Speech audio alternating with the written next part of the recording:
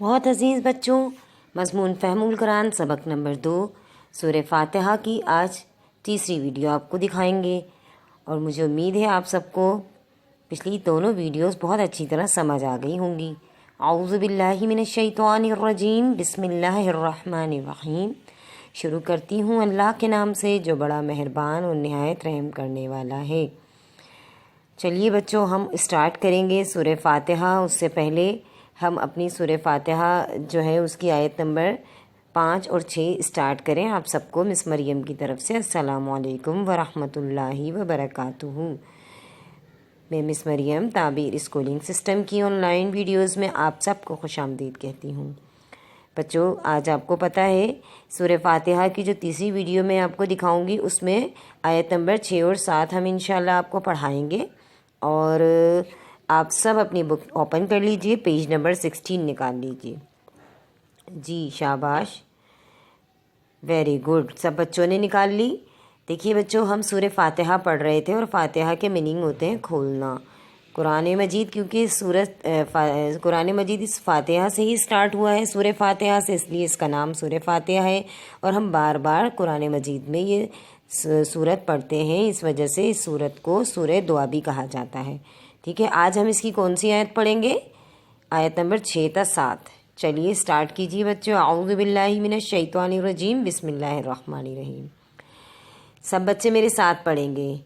اہدنا الصراط المستقیم، اہدنا الصراط المستقیم۔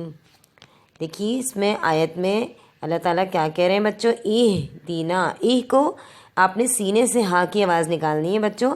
اہدنا، حمزہ کو آپ نے ہلکا پڑھنا ہے اور ہاں کو تھوڑا بھاری۔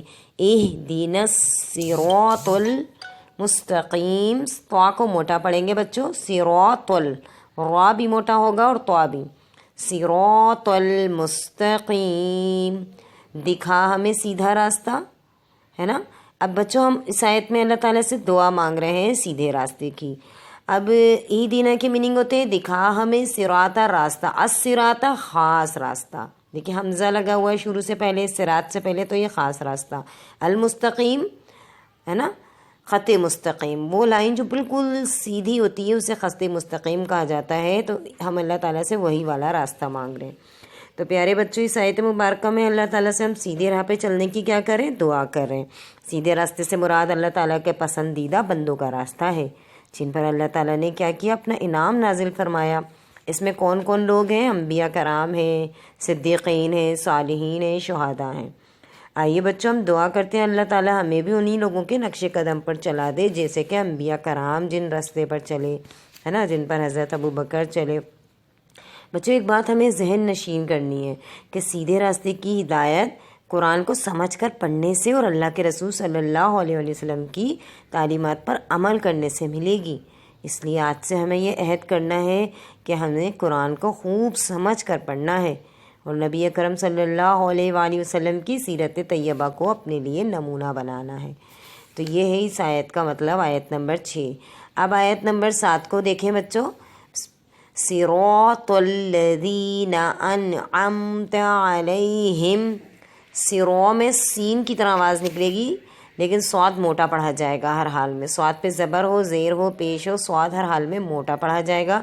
را پہ بچوں جب بھی زبر آئے گا را بھی موٹا ہی پڑھا جائے گا، زیر ہوگی تو اس کو باریک پڑھیں گے، اور طا ہمیشہ موٹا پڑھا جائے گا، طا پہ چاہے زبر ہو یا پیش ہو۔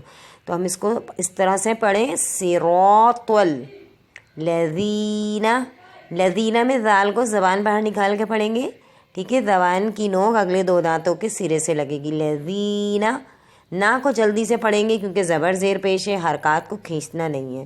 صراط الذین انعمت علیہم، عین کو حلق کے بیچ سے پڑھیں گے، انعمت علیہم، ٹھیک ہے بچوں۔ اب اس کا ترجمہ کیا بن رہا ہے؟ صراط راستہ، الذین ان لوگوں کا، انعمت انعام کیا تو نے، کس نے؟ اللہ پاک نے، علیہم ان پر۔ اب ہم اللہ تعالیٰ سے اس میں کیا کہہ رہے ہیں؟ ان لوگوں کا راستہ دکھا اللہ تعالیٰ جن پر تو نے انعام نازل کیا، جیسے کہ ابھی میں نے بتایا نا، صدیق، شہداء، صالحین۔ آئیے بچوں ہم دیکھتے ہیں انبیاء کرام کون ہوتے ہیں۔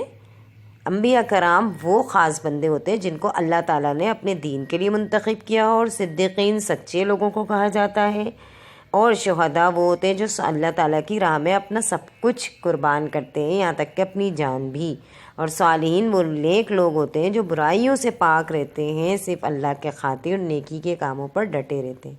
ٹھیک ہے، اب اس کی اگلی آیت کا ٹکڑا دیکھیے بچوں، اللہ تعالیٰ اس میں کہہ رہے ہیں غیر المغضوبی، نہ مغضوب غضب کیا گیا، علیہم اوپر ان کے، ولا اور نہ ضالین جو گمراہ ہوئے۔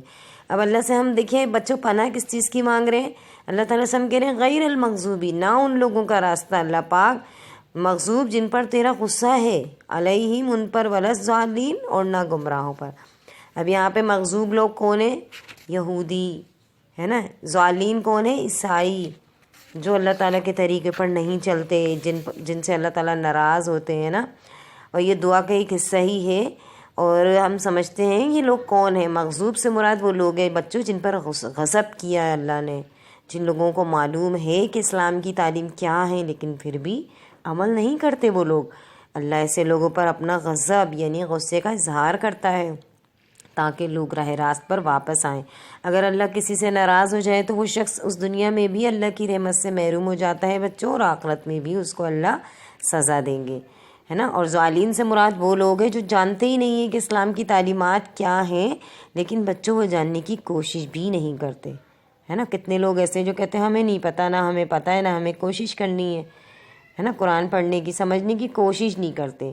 تو پیارے بچوں آج سے ہمیں اپنے اوپر غور کرنا ہے کہ ہم قرآن و حدیث کا جو علم جانتے ہیں اس پر ہم عمل کتنا کرتے ہیں۔ یہ جائزہ ہمارے لیے عمل کی نئی راہ کھولے گا۔ تو بچوں مجھے امید ہے سورہ فاتحہ آپ کی سمجھ میں آئی ہوگی۔ اب آپ جب بھی نماز پڑھیں بیٹا، نمازیں نہیں چھوڑنی ہے کسی حال میں۔ جو نماز چھوڑتا ہے اللہ تعالیٰ اس سے ناراض ہو جاتے ہیں، ہے نا، اللہ تعالیٰ غضب بھیجتے ہیں، اللہ تعالیٰ غصہ کرتے ہیں ان لوگوں پر، ہے نا۔ تو اللہ تعالیٰ جو ہے وہ ہمیں اور آپ کو سورہ فاتحہ جب ہم نماز میں پڑھیں گے تو انشاءاللہ آپ سوچ سمجھ کے پڑھیں گے۔ سب بچے پڑھیں گے نا؟ شاباش۔